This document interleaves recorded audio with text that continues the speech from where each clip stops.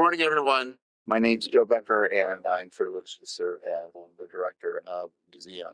This conference has been long in the making and is certainly intimately associated with the great work that resulted in the galleries that you probably all have experienced down at the Racklin Murphy. First and foremost, I want to say we're honored to have so many artists that are in the permanent collection here with us for the weekend.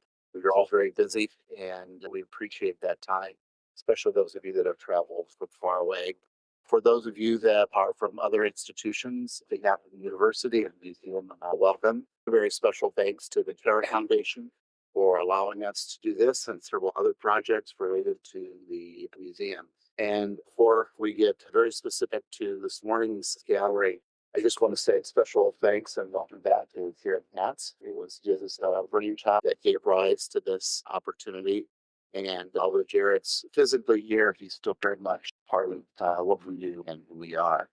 And certainly his partner in crime and leading the charge has been Bridget White. Bridget, thank you very much for taking things on, and to the rest of the education department for, as usual, the shoulders to the wheel and making something fantastic happen. So without further ado, again, thank you. We're honored that you're here. Hopefully all consider themselves friends and colleagues, and welcome to the museum. Here. Hello, fun walk across the stage to get to the podium.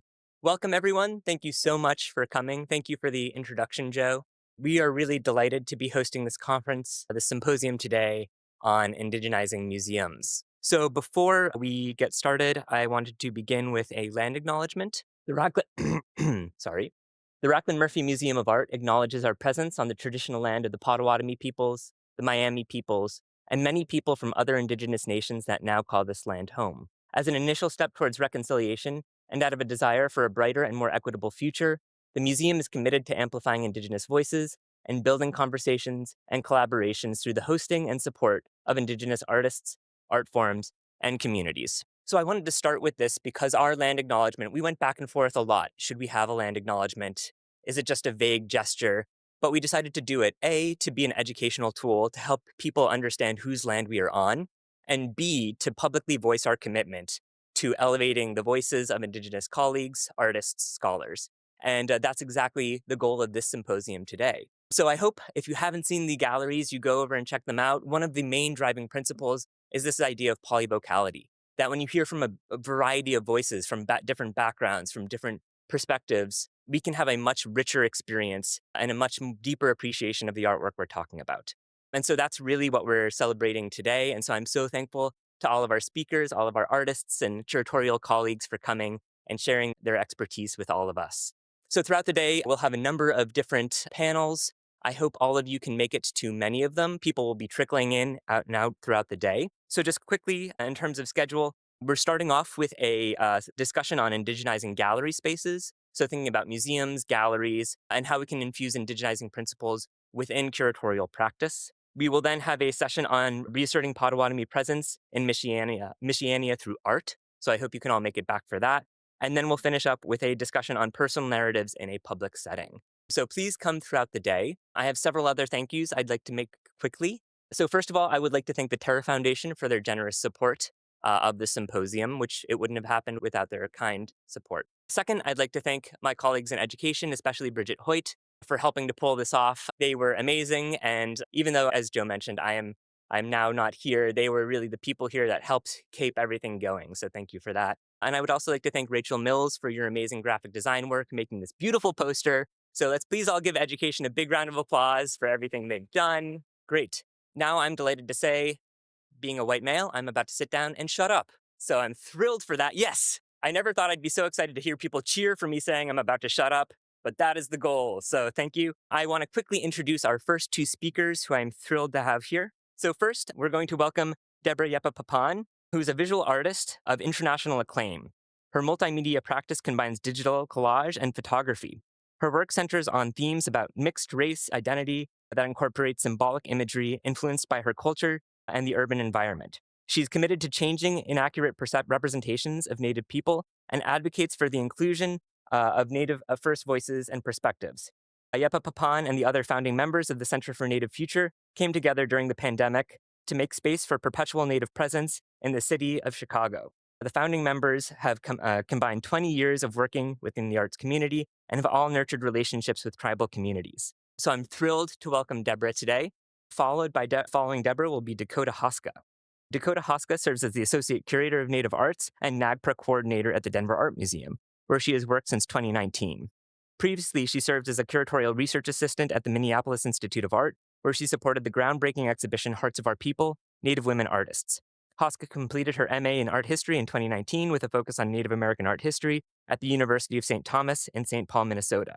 She also completed 2 years in the Dakota language study at the University of Minnesota and received her BFA in 2012 in drawing and painting from the Minneapolis College of Art and Design. Dakota has participated in multiple curatorial programs, such as the EPIC International Curatorial Exchange Program, sponsored by the Association of Museum Curators. So I'm so thrilled to welcome both of these speakers. They will give around 25-minute presentations.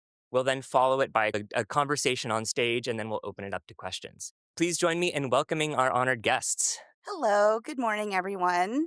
First, I want to just say some thank yous. Thank you, Jared, for the invitation to come here and to present and talk about the work that I'm doing. Thank you, Bridget, for also taking care of us. Thank you to all of my friends and colleagues who are going to be presenting today as well. It's just so nice that we have these opportunities to get together because we don't always see each other very often. So it's been fun just hanging out.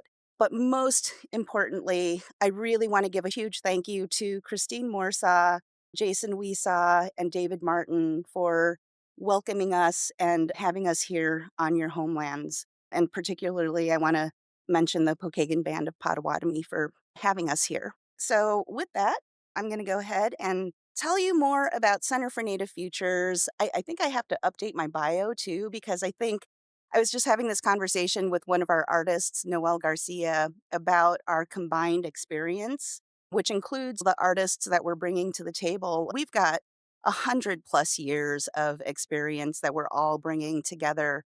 Many of us have worked in the field of Native art for decades, and it was time for us to come to fruition in bringing together or coming together and creating this Native American space, this Native American art space in the city of Chicago. So just sharing over here, these are our co-founders.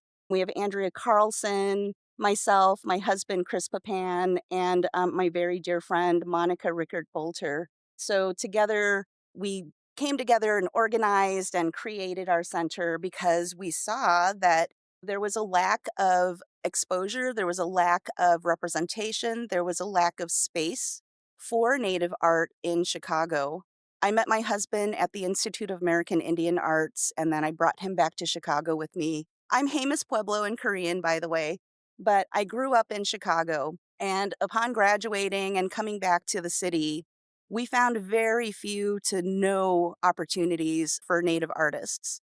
And way back then, that was my dream. I always thought, if I won $1 million in the lottery, what would I do with that? And the dream was always to open our own space, a Native art space. That would be the space that would have galleries, that would have studios and areas where, artists could practice and create among each other and just be in community with each other.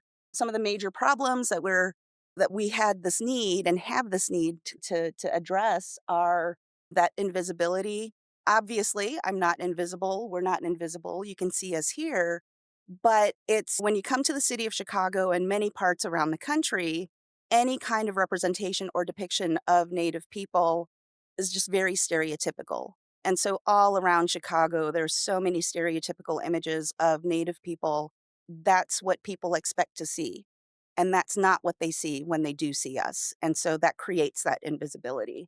Creating the space, creating a place where Native people, where we could just be ourselves, where we can represent ourselves in the way that we want to, is something that's so vital and so important because we are contemporary people. And yeah, again, going back to like how we're imagined by others, it's always just very highly romanticized, highly stereotypical. And that another thing that we find ourselves battling is the only places sometimes that you can see Native art is in a museum. So that's important for us to say because we also want to make sure that and emphasize that Center for Native Futures is not a museum. We are a fine art gallery. focused on contemporary Native American art. And I think a lot of times people come into our space and they think it's a museum.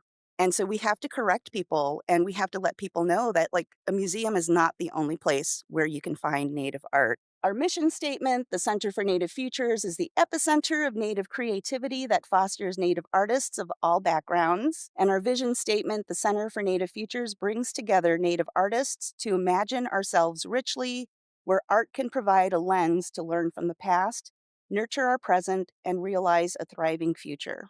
And so that was where our thinking was in naming ourselves. So often, Native people are only thought about in history or historically. And everybody always wants to learn about our history, our past. And in doing that, and especially in education, there's so much focus on that that it keeps Native people stuck in that past. And my mission, my personal mission, had always been to bring Natives into the present, but let's go beyond just the present. Let's think about our future. Let's give hope to our community, to our Native youth, our young people, that we have a future, that we don't have to just imagine what our futures could be. But what we're trying to do here is we're trying to help people. And what we're trying to do is realize what our futures can be. And all through an artistic lens.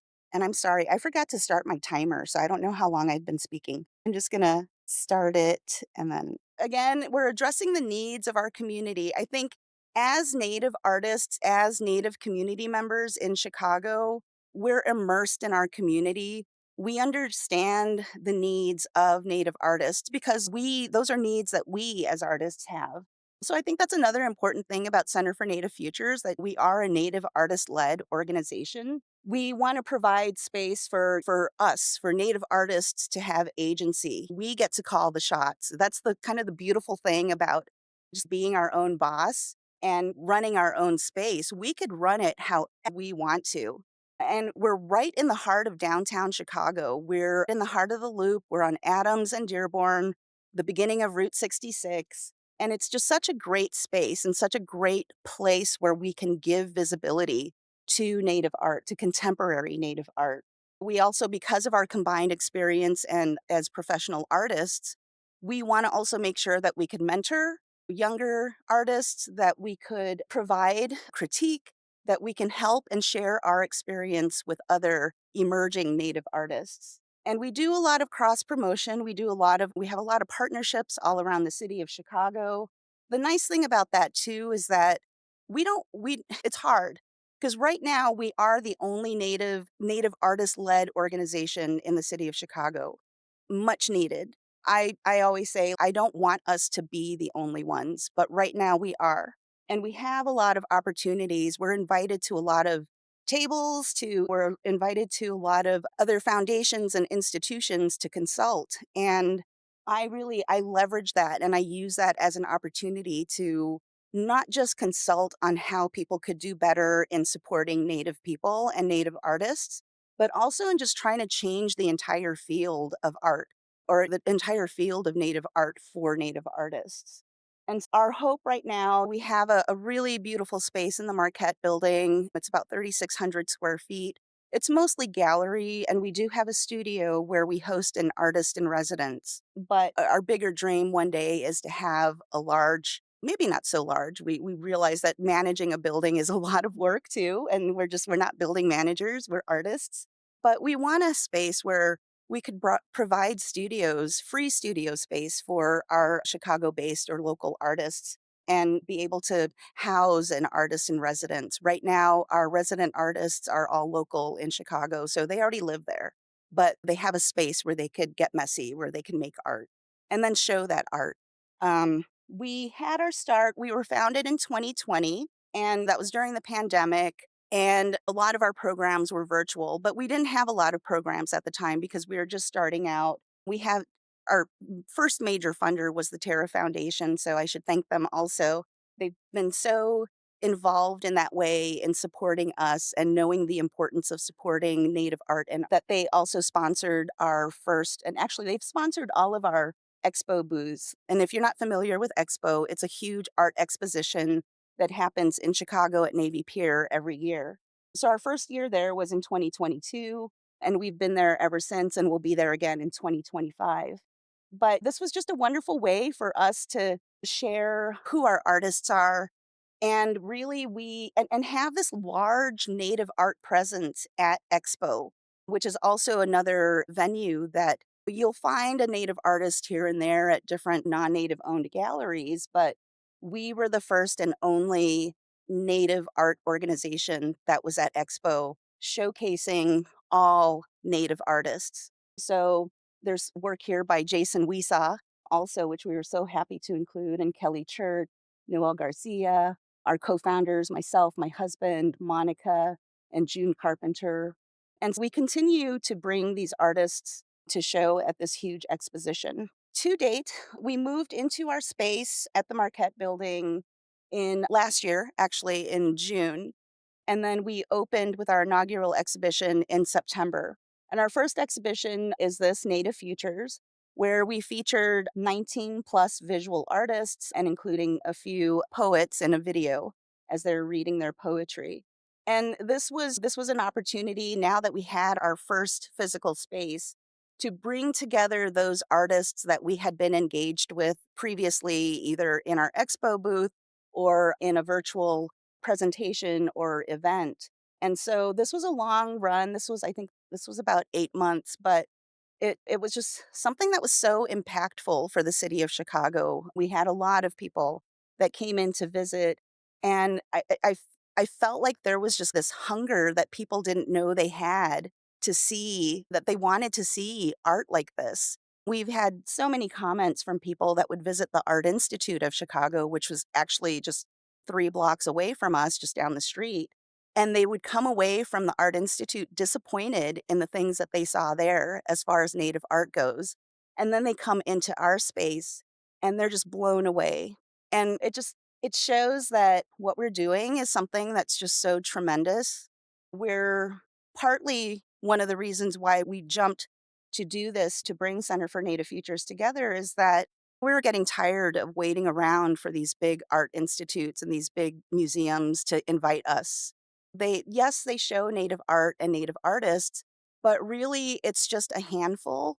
They're not showing like the whole gamut of our communities, of all the Native artists that are doing incredible work that deserve to be in those kinds of spaces. And also, mostly too, and I am a huge critic of museums. I used to work at the Field Museum prior to this, so I have a lot of insight there. I'm not sure how much of that I'll share here, but maybe in person later on.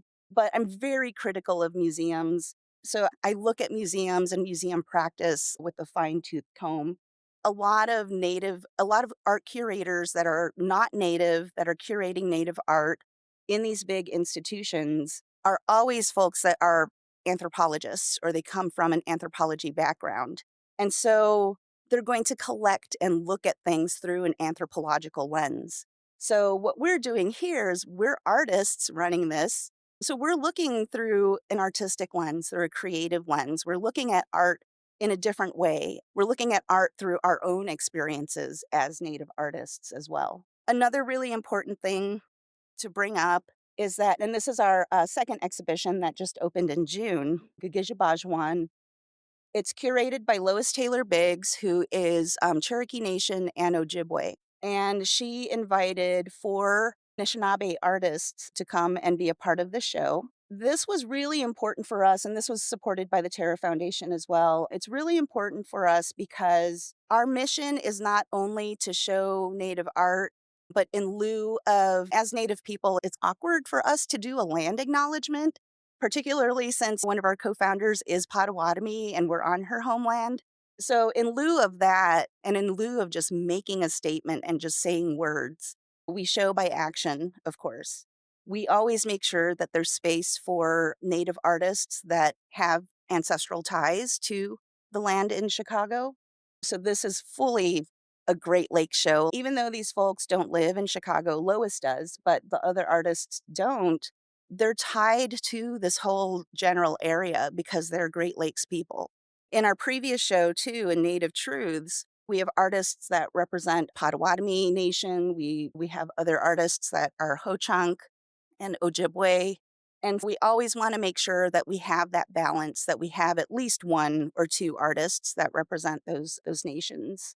Another thing too, I don't know if you'll notice that we're very passionate about is even in the native art field, men tend to dominate that as well. So we really try to have more women artists over men artists and or it's an equal balance, but we never want the male artists to outnumber the women artists. We really want to make sure that all of our Native women artists are noticed also. This is our current exhibition as well. So it's running concurrently with Gagijabajwan, the Upsetters. These are really close friends of mine. You'll see David Martin over here also. So again, making sure there's that representation. David Martin, who's Pokagon Potawatomi, April Holder, who is Sac and Fox, Amber Gunn Gauthier, who is Ho Chunk and Menominee. So we're making sure that they have that space and that representation as well. But with this show, we wanted to highlight painters. We wanted to highlight natives as painters. Because when you go into museums and art of native people, they're always Indians painted by white men. How often do you go into a museum where you can see native people painting ourselves, painting other native people, painting what we like? Ryan Singer is really great in that he's just so in tune with like pop culture and he uses a lot of pop culture references, as well as Amber. She loves horror. She's goth queen. She does a lot around just representing like natives in horror films. Here's Will Sampson from Poltergeist. I think that's what that is. That's really cool because these are like genres and things that people don't always associate natives with, but we're there. We're in those spaces as well. And we do a lot of programs. We host a lot of artist talks, presentations, poetry readings, workshops. And we do another thing that's so important that we do is because our space is a native space, it's built with Indigenous foundation and our values are embedded in the work that we do. We want to make sure that when native people come into our space that they feel safe, that they feel they can come into this space without any of those concerns or worries of having to explain who we are to people. Like we could just come in and actually just be ourselves.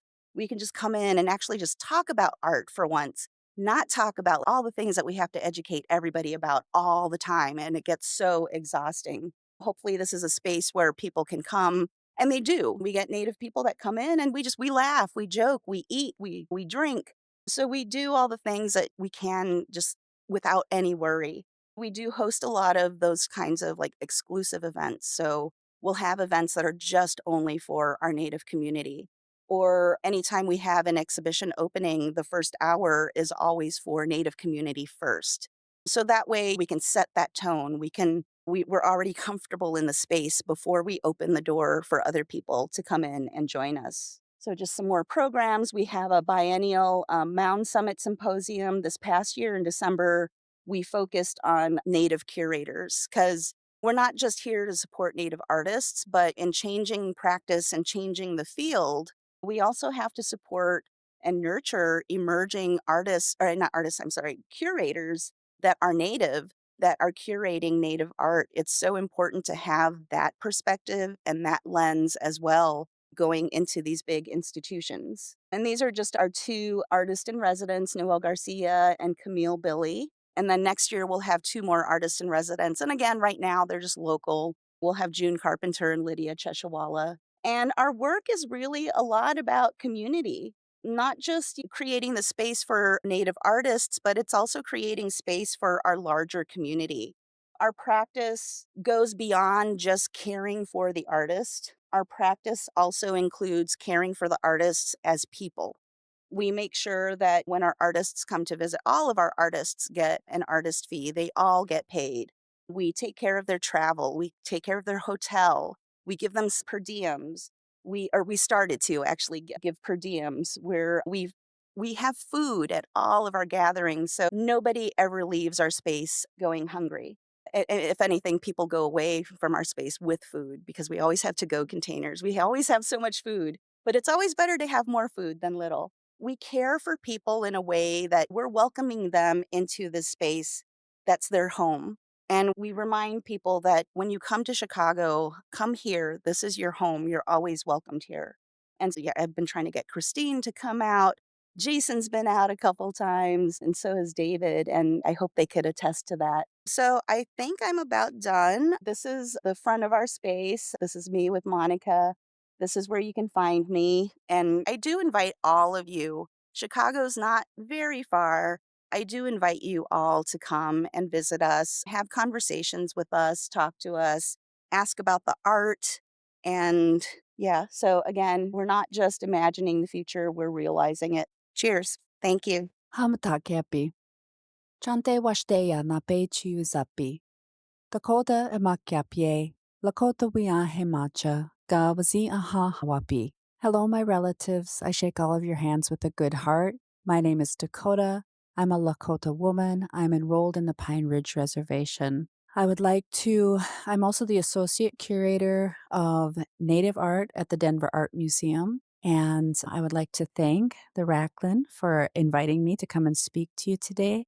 I would like to thank the Pogigan Potawatomi for allowing me to speak on your homelands. My museum sits on the homelands of the Ute, Cheyenne, and Arapaho, along with 68 other communities, nations who have ties or connections to that area. I really would like to know what I am doing at the Denver Art Museum. Okay, as Jared has mentioned, I work at the Denver Art Museum. I've been there for about 5 years, and today I'm just going to talk to you about the different ways my responsibilities show up in that museum and some of the programs that we're doing to uplift and support Indigenous people. One of my primary responsibilities is for our permanent gallery spaces. So the Denver Art Museum has probably one of the largest collections in this country, if not the world.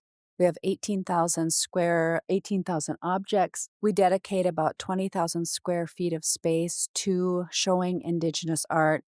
And I feel very privileged to be able to do that because so many museums just dedicate a very small amount of space. To be able to really show and uplift Native voices in this with this amount of dedication is special to me. We have kind of a unique collecting museum in that, as Deborah spoke, a lot of people were collecting Native artwork assuming we'd be gone. So they have these deep histories of these historical collections. And now they're, ooh, Native art is so important. Let's get on the contemporary bandwagon. But they can't tell that middle story. And that's one way that the Denver Art Museum differed in that they worked with contemporary artists at every moment in time. So we have been collecting Native art for 100 years, and we can tell that story from the historic to the contemporary with all of these timelines in between. And again, just breaking down what our gallery spaces look like, we have one whole third floor, and that is about 16,000 square feet. And then we have another floor, a second floor, and we have about half of that. It's about 3,000 square feet for the Northwest Coast and Alaskan Native. So I'm just going to show you some of the layouts of our museum. So when you come off the elevator at our museum, our big ooh-ah moment is Mud Woman that was built by Roxanne Swensel. And that was always meant to be, it was built on site at the museum. It was built in community, not just Native community, but everybody could contribute to creating this work. And she's so large, she actually can't leave the museum. Unfortunately, there are no doors big enough for her. But she greets everybody when they come off the elevator, and she was always meant to provide a welcoming presence when entering the Indigenous galleries.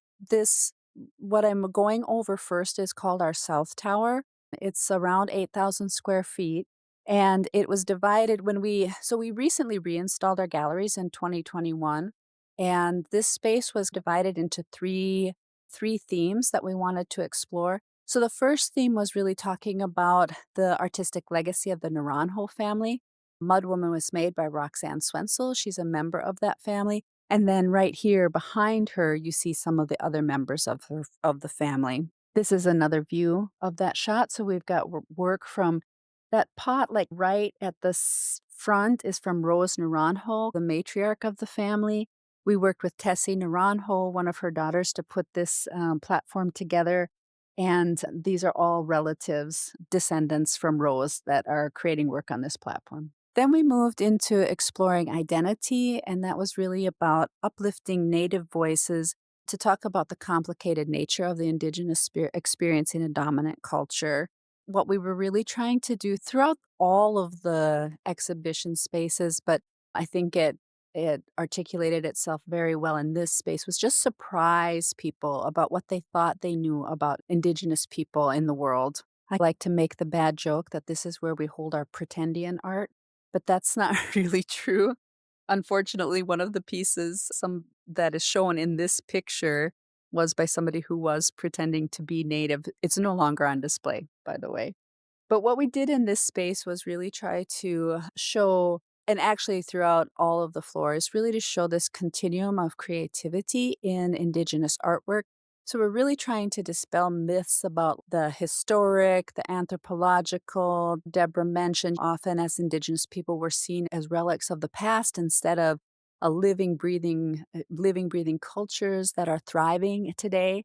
So we tried to, instead of showing like just historic or organizing our gallery spaces in any kind of linear form, we really organized them around story and tried to show the through line of our own artistic canons and the trajectory that our people were taking in art making. This third section is called History Through Indigenous Eyes. It is potentially the most painful section for people to walk through because it tells a lot of histories that you aren't always going to hear in the history books, in the media, or through dominant culture. Here we have a piece by T.C. Cannon, who is talking about the poor quality of meat that the people would receive in Fort Sill. And of course, we have The Scream by Kent Monkman, which has become like a synonymous or an iconographic imagery surrounding the boarding school experience of Indigenous people in the US and Canada. This is just another view of those same galleries. We've got a really beautiful work by Jim Denemy, who has these vignettes of different historical moments, but just with his own, I don't know if any of you are familiar with him, but he's got a really tongue-in-cheek sense of humor and the way that he would depict things. So there's a lot of like truth telling in a funny way. And then we've got these two works, The Arrows and The Cross-like Figures from Nicholas Galanin. As was mentioned in my bio, I did work on Hearts of Our People, and that was the first time that I had been in an Indigenous space where they had a reflection space where people could go and either think about what they'd seen or process about what they'd seen. It happens to be very close to this History Through Indigenous Eyes section, which is painful, but we would have this space either way because you never know what's going to be traumatic to an Indigenous person. Sometimes, and that's happened before, where somebody comes in and sees a family heirloom and didn't know where it went. They had a picture of it, the family sold it, or they lost it over time. And it's traumatic for people to be in these spaces, in these Indigenous spaces. So allowing them a place to sit and regroup and reflect, I thought was important. But actually, anybody can use this space. Okay, so when you leave the South Tower, we have an area that is our artist in residence space. I'll show you a picture of that later. But you move through the artist in residence space and then you come into our homeland section. And this is new for the Denver Art Museum. They never really talked about the people that originated in this land. And so what I did, and it was a lesson I learned by being at the Minneapolis Institute of Art, where focus groups there were like, if we are the natives of this land, why is our artwork just relegated to the back room or you just show one or two pieces? I thought that was really important. And when we reinstalled our space, we made room to really honor and pay homage to the Ute, Cheyenne, and Arapaho folks. And we did that by working with a committee of about 9 advisors from those communities to talk to us about what would that look like, what kind of objects should we show, and even what kind of speakers would you like to have present in the space and talking about your experiences? What would you like the non-Indigenous world to know about your cultures? So it's really to ground our visitors and make them aware that they're standing on somebody else's homeland. It was also to foreground those people. And then, of course, we also talk about the other nations who had connections to Denver and the surrounding region just through migratory routes or hunting or trade practices. And then you come out of the homeland section and you go into our North Tower. And in this tower, we followed through some of the things with the South Tower. We always combined the historic with the contemporary. We didn't put anything in a linear timeline. We really focused all of the installations around storytelling. And we were baffled on how or even if we should have a section that was organized regionally just because of the problematics of that. And so we tried to challenge that in different ways through the design and the installation of our galleries. So here, walls that are installed, but with these cutouts. And we really wanted to do this for a couple of reasons. And we did this throughout the gallery. And that's because we wanted to really reinforce that these borders, these boundaries were very porous. They weren't hard set lines, as people would like you to believe, that motifs and trends and religions and many things were going back and forth through different territories, depending on who was aligned or who was at war with each other. And we wanted to reinforce this through the design. But we also wanted to pull people deeper into the space, and we wanted them to realize how vast this continent was and how much diversity of Indigenous people there are. So, one of the ways we did this, we don't have a prescribed route for going through the museum. Anywhere you stand, you should be able to catch a glimpse of another area of museum that we're hoping will use a visitor's own curiosity to pull them forward and to pull them into learning more about Indigenous people. So, this is a really nice angle where you can see on the one hand, we're talking about plains, and in this foregrounded section, we're talking about how floral, geometric, and pictorial beadworking came and went in style trends. But you can also see baskets from the basket craze of California, which I'm going to say in quotes. I'll explain that to you later. And you can even see the Southwest section. So we're hoping people will just get pulled through the space in a direction that they feel inspired to go through. And another way we really tried to problematize through the way we wrote our labels to make sure people know that today, something is called, first of all, California was never a region, right? It's a state today, but it was also like a mythical place that people thought they were going to find gold and paradise, things like that. So that's one of the reasons it's in quotations. But a lot of our labels and things really talk about the area that's today known as Oregon, or that's today known as Montana, to signify that it was something before, it will be something after. We're in just this one moment of time, and Indigenous people have been on this continent for eons. These last 400 years, we can't predict what will happen in the next 400. So in this area, we really, again, coming back to this point about the continuum. So you see a contemporary painting on the right by Kevin Red Star. You see a more historic young girl's dress of a crow elk tooth dress just left of it. So just to make that connection, that visual connection for the visitor. And then we're showing the motifs that Ponca artist Julie Buffalo Head uses in her contemporary painting with this fashion piece that was created by Mary Bacon Ryan. So you can again see how things are being reincorporated, but they have this deep grounding in community words, priorities, and motifs. Okay, so that's the permanent gallery spaces. Another thing that I'm responsible for is our special exhibitions. So the permanent galleries, once we install those, they stay up for a couple of years, probably about 5 years, but we rotate out like light sensitive objects in that time or try to tell new stories, but we don't reinstall the whole place.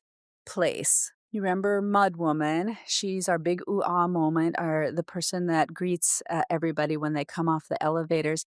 And that is part of our South Tower. And in 2025, the Denver Art Museum is celebrating the fact that they have been collecting Indigenous art for 100 years. But for me, that was such a weird number, right? So 100 years for a Western institution is important, but if you consider the amount of time Native people have been on this continent and have been creating artwork, it's just like a drop in the bucket. So what we did was reach out to advisors from our community. We pulled in 7 advisors to say, we'd like to use this kind of as an excuse to celebrate people, but how can we do that in a good way, in a way where you feel seen and heard and that you just that you would want to come to see. And their answer to that was, we really want to tell the story about the things that sustained us, not just in this last 100 years, but throughout time and into the future.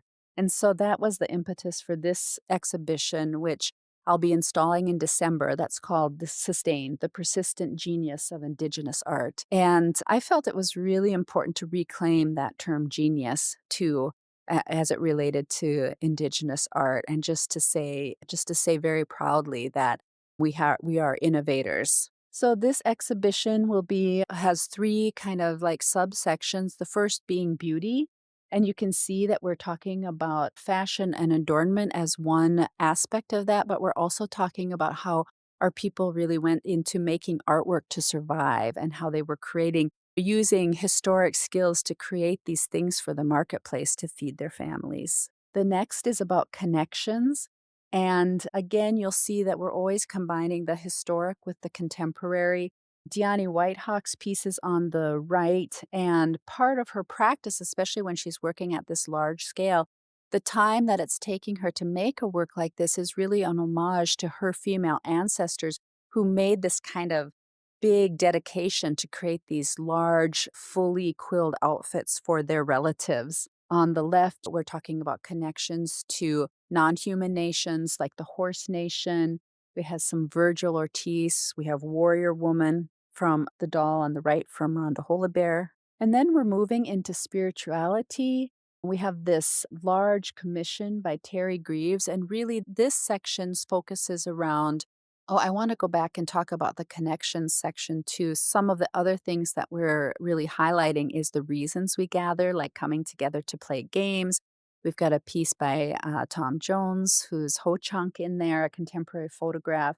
But it's also talking about our connections to the land, which results in food sovereignty and the ways that we can make these specialized materials. I think Dana could attest to the skill and knowledge it takes to understand how to harvest and make quill work things. And I know Christine can talk about the long and specialized ecological knowledge it takes to make baskets, black ash baskets. So that's also something highlighted in the connections section. And then in this spirituality section, we're really talking about the stories that have been passed down from generation to generation that have grounded community members.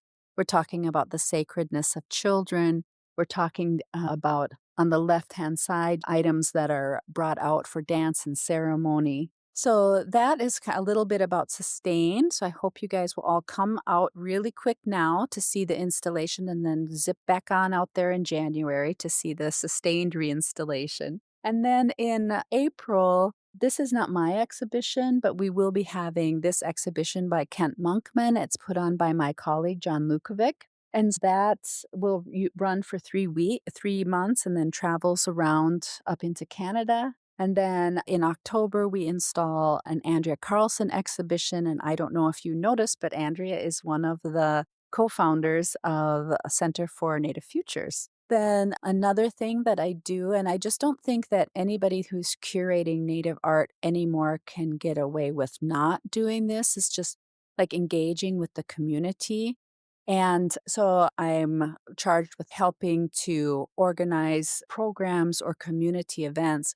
And I should say that we have a land acknowledgement, and I'm going to say that in quotes because we actually made ours a part of our commitment to Indigenous people. So at the dam, the land acknowledgement came separate, and the first conversations really came with our administration to say, hey, land acknowledgements are getting, the community knows if it's our land, give it back. Are you going to do anything with this knowledge? And so we took that question to the administration, and we worked collaboratively to see what can we do as an institution, knowing that we are beholden to these folks and that we're sitting on their land. And so a lot of our commitment involves uplifting and elevating and listening to Native voices in an honest and authentic way, not just lip service. But it also means like sharing our resources, and that for us is space, right? So there's a lot of ways that space can make a difference if Native people need room for an event. I can sponsor that so that they can hold their event there and not have any cost. So there's different ways that our commitment plays out. It's important in my department, of course, but it's actually dictated throughout the museum. Whenever we're putting together our work plans, all departments have to say how they're going to be uplifting this commitment to Indigenous people. So one of these 4 programs are ongoing. We do these annually.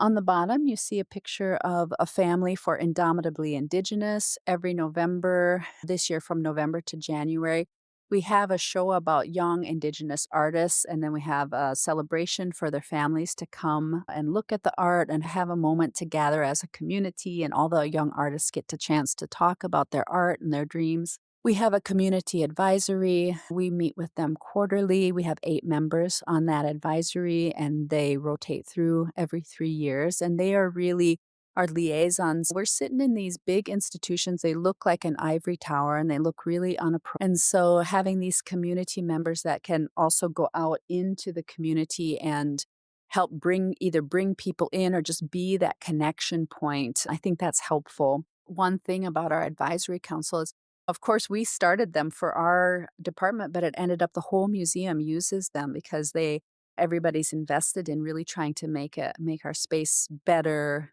kinder, more accessible to Indigenous community members. And then we always have an artist in residence space, and we have 2 artists that come there every year. That on the top, we've got Dylan McLaughlin right now, who is a sound and installation artist who has a piece up.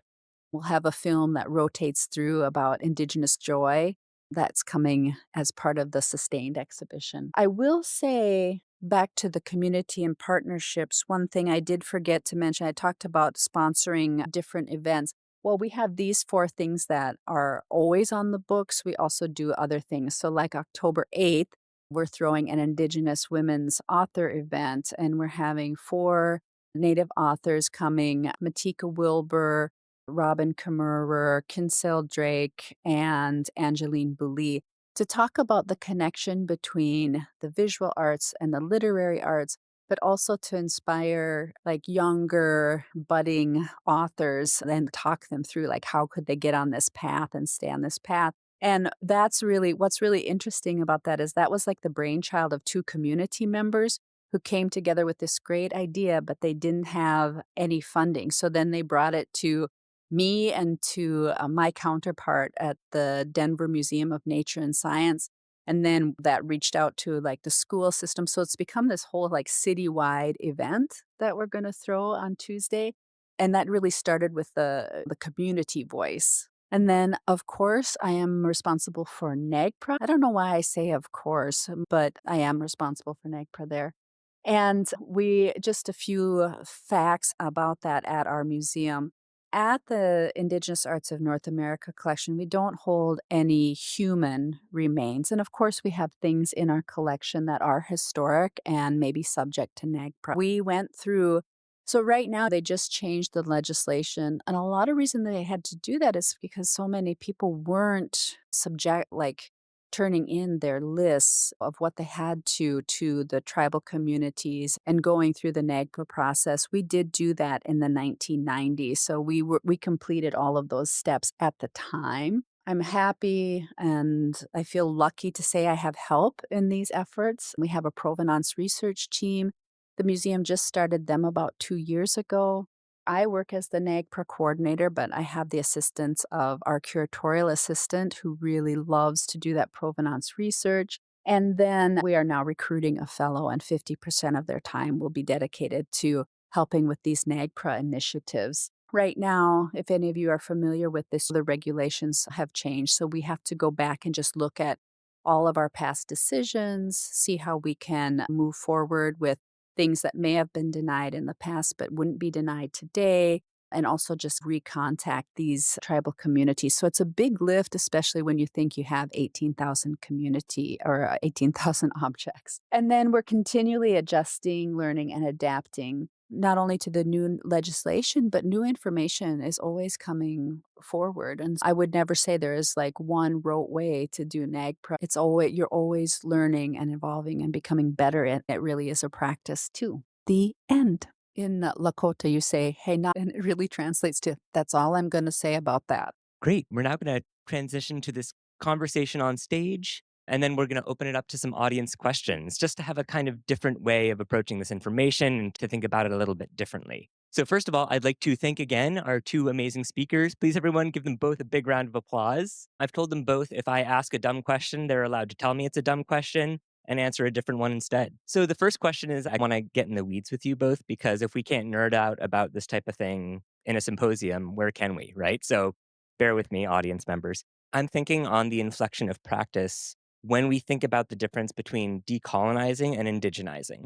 And that's why we've called this symposium Indigenizing rather than decolonizing the museum. And yeah, when I think about it, decolonizing is working against something, whereas indigenizing is working towards something.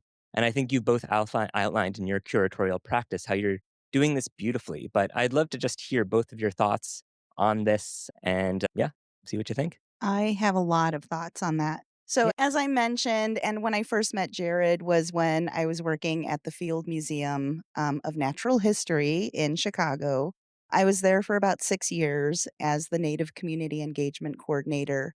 While there, the work that I did there was very just important to helping to renovate the Native American Hall. At the beginning of my work there, I felt like it was possible to make changes because we were making a huge change. And I think that was also the time where I discovered or I came across the word decolonizing museums. And I used it a lot, but I realized that it's only theory because in practice, as I was there doing the work and doing the work that I was doing, soon came to realize that you can't decolonize a museum or an institution that was built to celebrate colonialization or colonization. And it soon became apparent that there were certain people that didn't want to change practice. There are certain people that really hung on to just the white supremacy culture that is so embedded in an institution like the Field Museum that there was always pushback on everything or people would get nasty. A lot of times I was reported to HR. People were using the system against me. And all I was doing was just advocating for Native people. And so then I quickly also learned that what we were doing with the Native Hall and what we were trying to do in changing the practice there was we're trying to bring our practices into the space. We're trying to indigenize. The whole process of changing that hall was in a very different way. There was so much community collaboration where Native voices were prioritized, Native voices were put at the forefront. And when you do go and visit that exhibition, you hear the Native voices. You don't hear the museum's voice. And so that is an example of indigenizing that space. But just from what I heard, rumors flying around it within the institution that a lot of the administration, particularly the president, didn't like that. And there's a lot of that kind of pull back. Let's pull back to what we should be as a museum. So decolonization, yeah, I think it doesn't work. It's just a theory. Indigenizing for us is creating our own space from the ground up without any ties to any sort of institution. We don't consider ourselves an institution. We built our space with our passion, with our love for our people, and just completely embedded and begins with our values. I'm going to turn the conversation just a little bit to talk about the words themselves, the decolonizing versus indigenizing. And while we can say how flawed decolonization was, we wouldn't have gotten to indigenizing without decolonization. And so I think this is what I was speaking about in my talk, that we are constantly evolving and learning in this way. So I know somebody coined that phrase. I can't remember who was the first to come out with it. Yeah, okay. So Amy Lone Tree. And if she wouldn't have done that work, it wouldn't have spurred us on to really be thinking about indigenizing. And I think in 10 years, we'll be saying something completely different, maybe going more in the vein that Deborah is talking about. But I do just think it's really important that we should remember these steps it takes us to get at this place. And that was just so important for me to remember when I was talking about sustain, because it is complicated to be an Indigenous person working in a Western institution. I think I get way more support at the dam than you were getting at the field. And so I feel really lucky for that. But when we were working with the community members, they were saying, yeah, can you imagine? We're going to celebrate our community and we're going to have a feast and whatever. But at the time when the dam started collecting, we were still banned from being in this territory. There was still a lot of racism. Boarding schools didn't quit practicing until 1970. In a lot of ways, and I'm not justifying any bad thing, but I'm also saying just we also have to be open to that journey. And we have to keep pushing for this change. And we have to keep pushing for it from multiple directions outside the institution, inside the institution, and just never sit back on our laurels and think it's going to happen without us, too. I think that's important. So I'm thankful for the term decolonizing. I'm more thankful for the term indigenizing because I think it took a turn, but we needed both to be putting us for the what the third term is going to be. And you can't indigenize without indigenous people too. So, like, you can't call it indigenization if you don't have any native people there. So, And that's really good to remember. Like when I came to the museum, I was number 2. I was a second Native person working there. And I think we're like up to 5, but we have 400 people at that museum, these efforts. And I think part of it is we are putting some efforts towards that. But the other part is also breaking down our reputations because people don't see themselves there. And that's hard too. Thank you both. And my next question actually set me up perfectly. So thank you for ending on that point. We have a lot of students in the room. We have a lot of museum professionals from around the region. And both of you in your talk talked about different ways to make Native people feel welcome in your spaces.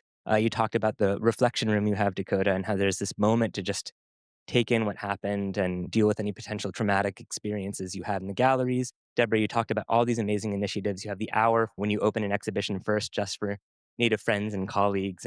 But how can institutions do better if we can't create an amazing place like the Center for Native Futures as you have, but working within existing institutions, the Field, Denver Art Museum? How can people do better to just make it more of a welcoming space, do you think? I think it's not that hard to do the Native Hour or to do exclusive Native events. And we did that at the Field Museum with Native Truth. So before that exhibition opened to the public, the weekend before was only for Native community. So we had Saturday and Sunday for Native community members, and people came from all over the region to come to that. We could be in that space with each other, among each other, without people like gawking at us being in there too, or without us having to hear, because even to this day, you still hear people say just really awful, ignorant things. And we could be in that space together. And the museum was more than gracious in letting that happen. And I also made sure that we had a reception so that the people that came to that, and I think that's another way to make people feel welcome, especially Native people. We like to eat, have food, feed us. So that's something that's like we make sure that's in our budget. Like we have this huge food line in our budget. But those are easy things. I think just making sure and at least your museum or the museum here, Racklin, is free for everyone. I think that's a hard thing to get museums to do is offer free admission for Native community members. The Field Museum, that was one thing we couldn't do there. Our space, it's a gallery. We don't charge admission. Everyone's welcome to come in. And another thing that we do is, and I'm glad you said this about the museum, your museum, is that we want to make sure that our community has access to our space beyond just coming to visit the exhibitions. We do rent out our space, but we don't charge Native community. So anytime our Native community want to come and visit or use our space for something, absolutely no charge whatsoever. But we'll charge non-Native organizations, but we're also selective about who we let use our space. Other things too is just like things there doesn't always have to be a transaction. There doesn't always have to be a what are we bringing you here for? What do we get from you kind of thing. It's what do you want? What can we do for you? How can we service you? And I also like to try to bring together, we're in Chicago. We have Native students that come from all over the country to the different universities. We're by the School of the Art Institute, Columbia College, University of Illinois, Chicago. We have a close relationship with Northwestern. We want to make sure that we can provide space for just those Native students to all come together. So next week, we're hosting, I think in a couple weeks, we're hosting a student mixer. So all these Native students from these different universities can come together and meet each other And so then they feel like they're a part of a larger community. So that's like nothing for us. It's not what we get to meet more students and they get to come into a really awesome, cool space with lots of cool art and just gather together and meet each other. That's something to provide for them. I think that those are really easy things I think that people can do. My stuff is harder because my institution's big. It's like moving the Titanic around. It actually looks like the Titanic, one of our buildings. One thing that I think is important is to be out there. So a lot of times you're saying, come to the museum, come to the museum, come to the museum, but also go. If you work for the museum, go out to where Native events are happening, be present in the community. I think that's one easier thing to do. The harder thing is budgets. And I know it's always like everybody always wants more money. That's true. But American museums have this really difficult relationship because we rely on donations. But it's more easy to get somebody to maybe donate an artwork or donate, put their name on a wall or do some of those things than to fund a feast or to fund something that might be meaningful to the community. And I think that's where we get hung up on those kind of things. Also, maybe because we're large, it's okay, we want to do a feast. Okay, who's in charge of a feast? Does it come out of development or does it come out of your department or does it come out of learning and engagement? So the first you have to have those conversations and then it's who's going to pay for it. And okay, how do we get the money? And do we need to write a grant or do we need so the all those steps and maybe those are particularly for large institutions are the hurdles, whereas a lot of times I wish I just had a budget that said community and I could use it how I wanted to have a feast, to treat elders when they're coming. There's a lot of ways that I think we could be more accessible and friendly and indigenized, but we don't always have the budgets behind them. Great. Thank you both. I'd now like to open it up for a couple questions from the audience. So we will run a mic around. Please wait for the mic before you ask your question, just so we can all hear. Thank you very much. I always love the brave first question. Thank you. Hello, I'm Paulina. I'm currently a senior here at Notre Dame. And over the past couple of years, I've been entering at different museums. And over time, I've grown to question more the institutions and just realizing that the more I learn, the less I actually know, especially even listening to this conversation. So I was just wondering what advice you have for students interested in museums and curatorial, breaking away from these Western norms and Western ways of thinking that are so ingrained in our own education and with the institutions that we would be interacting with if we go down this career path. Yeah, I think there are a few ways to advise you. The first thing I would say is to give yourself a little grace because it's a long journey. It's a journey. And so there are some things, of course, you can learn in the school, but there are some things you can just learn by going out in community and learning from people, your colleagues, and you might fall on your face or you might say something embarrassing. I think a lot of times if you're non-native to go into those situations, you're anxious and freaked out. But in the long run, you're going to do better by going out still and challenging yourself to be in that space versus just trying to read it from a book. I think that's number one. And then number two, this is just a personal philosophy, but I hate to get into right way, wrong way. There are different ways. There are different ways to approach the world, but there are just some really beautiful ways about if we're looking at what it means to indigenize the museum that everybody can benefit for. Yeah, it's great for Native people because it's great, but it's also great because they're good life ways, right? They're good ways of respecting people. They're good ways of taking time and really deeply listening. They are good ways to be showing respect, and it doesn't matter if you couch it under indigenizing. They're just good life ways. And so just trying to learn more about that and what will bring a greater peace to an institution just can help you, I think, move in that direction easier versus having to think about it like Native way, Western way. It is that way right now, but I'm just saying that dichotomy doesn't have to exist. We can just move towards something that can uplift us in a better way. Yeah, I don't have anything. And I guess I don't want to be controversial either, but She loves it. again, I critique, right? I critique practice. I've been in that space, in that institution. I've had so many different experiences. I always question when non-native people want to do things with native people or when non-Native people want to curate Native art, when non-Native people want to be in these spaces where they're caring for our items and collections. I ask why, like, why not a different, like your own culture? Make space for Native people. How can you support Native people to have access to those types of positions? And not to say that all non-Native curators of Native art are bad. We love Jared here. I think there's a way, there's a responsibility you have when you get into that type of work. When you're curating somebody else's culture, how can you do that? You can't do that with any real authenticity. I see curators, non-Native curators more and even Native curators, maybe Native curators too, more as like facilitators of the actual curators, like of the actual storytellers. But not all artists want to tell their own stories. Sometimes they want people to write about their work. I think it's just you have to read the room, right? You have to know what that situation is. You have to be flexible and you have to go with who you're working with and what they expect. And I think also open doors. I think white people have more access to things than we do. Open those doors for us. Open those doors, get into those spaces, and then bring us along and step aside. I just feel like sometimes there are certain positions that some people hold, they hold forever and they never step aside even with the promise of, "Oh, we're honoring you. We're honoring your voice. We want you to have the space," but then they're still holding those positions.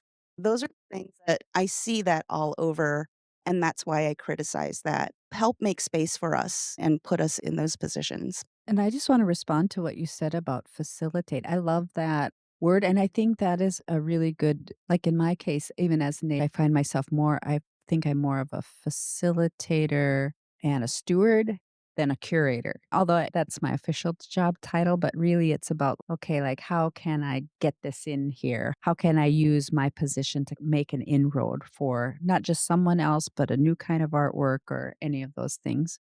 Thank you both for being here. This is Joe again. I have a question that primarily lands with you, Dakota, and it's about collections within a larger institution.